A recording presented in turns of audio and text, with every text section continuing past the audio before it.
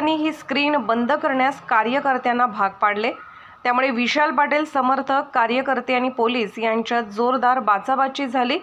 त्यामुळे सांगलीतील जिल्हा काँग्रेस कमिटी बाहेर एकच गोंधळ निर्माण झाला। सांगली लोकसभा मतदारसंघ अपक्ष उमेदवार विशाल पाटील यांना 14व्या फेरीअखेर 1,23,000 मतांनी आघाडीवर आहेत। विशाल पाटील हे 4,43,000 मतांनी विजयी झाले आहेत। सांगली महानगर वार्ता व न्यूज मुख्य संपादक रामचंद्र युवराज पाटील, मोबाईल नंबर 7972 38